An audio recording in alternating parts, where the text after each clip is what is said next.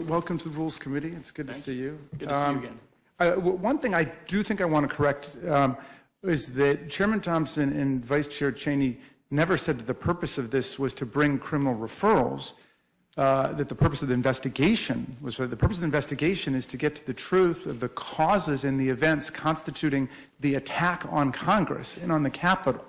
So the purpose of this particular action is to coerce compliance by Steve Bannon, who is the only person out there who thinks that he's above the law.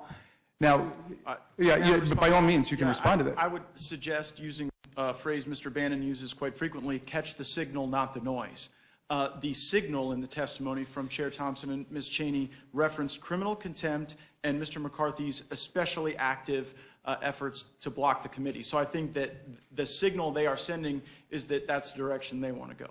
Catch the signal, not the noise. Okay. Eddie, you started off by saying that we're more concerned, I think, about Steve Bannon's podcast than we are about the truth of January 6th. I didn't know Steve Bannon had a podcast. Apparently, well, did you listen to the statements of the? I didn't know that that's where they were drawn from. He referenced them in his opening. Well, I knew that Steve Bannon was repeatedly saying on January 5th that all hell is going to break loose tomorrow. We are closing in on the target. He was saying it's unlike anything that you're going to expect, and so on. Very similar to other political rhetoric. Okay, fair enough. But here's the point. Let's just speak for real, if we could, Mr. Gaetz. Only way I do it. You've been on Steve Bannon's podcast 3 different times. I think way more than 3. Okay, at least 3 times that I could find just by Googling it here. So the only person mentioning Steve Bannon's podcast is you. No, that's not true. The chairman actually mentioned it in his opening. Okay, then I missed it. He was mentioning statements. He wasn't advertising the podcast or his slogan or whatever.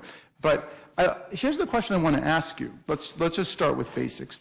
Do you accept that Joe Biden won the 2020 presidential election? I accept that Joe Biden is the president. Do you accept that he won the election by more than 7 million votes and defeated Donald Trump by 306 to 232 in the Electoral College, a margin that Donald Trump called a landslide when he beat Hillary Clinton by the same numbers?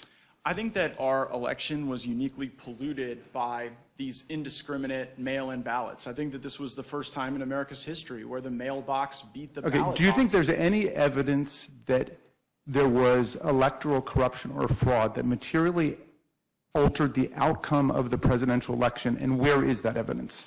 I believe that had mail ballots not been sent to people who had not requested them, that Donald Trump would be sitting behind the Resolute desk. Okay, but you don't think that there is, legally speaking, I know you're a lawyer because you went to the great law school of William and Mary, legally speaking, there was no election fraud or no election corruption. Well, let's put it this way. Do you agree that 61 different federal and state courts, including 8 judges that Donald Trump appointed himself to the federal bench, have rejected every claim of electoral corruption or fraud that have been advanced? Do you agree with that? I don't, and the reason is those claims are not evaluated because in many of the circumstances you reference, jurisdiction was the principal question. So I think it requires a review of the procedure. Do you have any case authority in the land of those 61 cases or any other cases where a court has determined that there was electoral corruption or electoral fraud that materially affected the outcome of the election in any state in the union? No court. Do you have one? Which I believe is a real failure of the judiciary. I think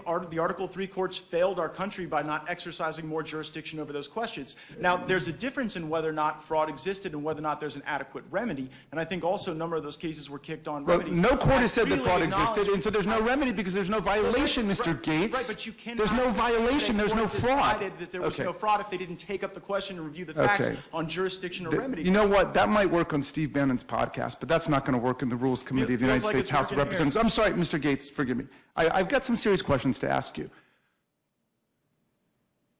The chairman of the January 6th committee, Chairman Thompson, and John Katko, who was the emissary of Kevin McCarthy, negotiated an agreement for an independent outside commission with 5 Democrats, 5 Republicans, equal subpoena power, right down the middle.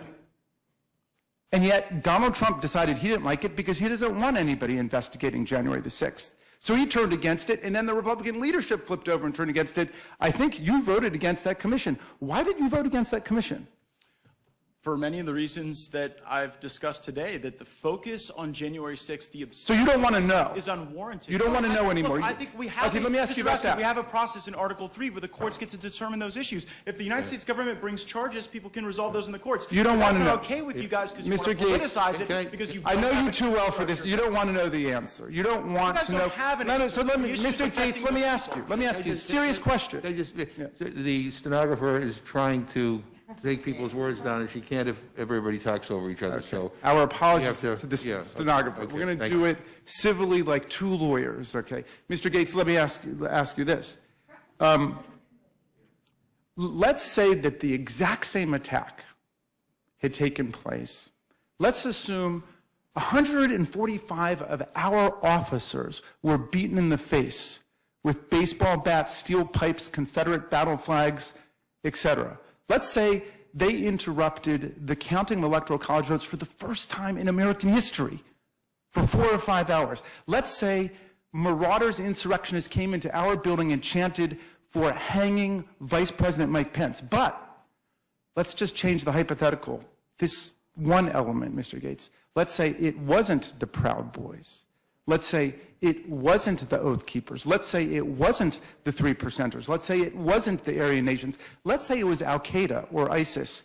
Would you really not want an investigation into what happened with that attack on America? If Al-Qaeda or ISIS attacked the U.S. Capitol, I would think that the least capable institution to bring them to justice would be this January 6th committee. You would not want... I would far prefer the legal process to play out or the military process to play out. If the American people had to rely on the Congress itself as an institution to protect us from ISIS, without law enforcement, without the military, we would be in deep, deep trouble. Okay, is that a new position for you and Mr. Jordan? Because I know you guys It's a have new been involved. hypothetical. Yeah, you've been involved in a lot of different investigations, both of you. For example, does Benghazi ring a bell? I was, I believe, a law student at the Great William and Mary Law School. All right. Well, but before I come to Mr. Jordan, let me ask you this. Do you think that people who are subpoenaed by a court or by the United States Congress, who think in their head that they might have a privilege or someone else might have a privilege, have the right just not to show up? I believe that people have the right to allow the legal process to resolve whether but you know how that works, Mr. obligated Gaetz. to You're a appear. lawyer. You know how that Very works. much so. You You show know up. it works too. Wait a second, You know Mr. that- Gaetz. Wait, hold on. Let's try to educate the public here. Please. Because people need to know. If you're subpoenaed, you go. If you think you have a privilege, for example, let's say Steve Bannon says, you know what, I'm guilty as hell. I don't want to testify against myself. In America, you don't have to. The Fifth Amendment privilege against self-incrimination says, I plead the Fifth. I might incriminate myself, but you know what? You got to go. And you got to answer each specific question. Some of them might implicate your Fifth Amendment rights, and some of them might not. Even if he thinks he's got, in some surreal parallel universe, a presidential executive privilege, even though he didn't even work for the White House at that point. He'd been fired by Donald Trump in August of 2017. This is in January of 2021, in December of 2020. But even if he thought that, he's got to come before the committee, and he has to plead it. Do you not agree with that? I think that... No, honestly, do you not agree with that? Mr. Yeah. Raskin, I allowed you to speak, and I didn't interrupt you. I hope I'm given the same opportunity. Just give me the honest answer. The honest answer is that the McGahn litigation that you and I both followed closely as members of the Judiciary Committee actually is the path forward. McGahn didn't have to show up to assert that he was waiting for legal... The president asserted executive privilege on his behalf. Now you're the one giving challenges to the stenographer. So, yeah, No, I'm telling you, wait a second. I'm going to elaborate on your answer No, here. but I haven't even given my full answer yet. That's not how it works in the Rules Committee, Mr. Gaetz. Just follow this then. Well, wait, the president... do I get to respond to these? Mr. Gaetz, I'm going to give you the chance to respond. Well, it doesn't Respond sound like it. Sounds like you President want to Trump monologue and asserted then complain about the executive privilege. stenographer if I respond. President Trump asserted executive privilege for McGahn. President Biden has not asserted... I believe there is... Has not asserted executive but privilege. President Trump has initiated litigation. Look, the reason you all waited on McGahn is because the Russia hoax wasn't going well for you. And the reason you're not waiting now is because you have no other legislation or other solutions for the country. All right, That's why Mr. Jordan, let me switch you to you. had the McGahn playbook, but you've ditched it because you guys need January 6th so bad. Okay.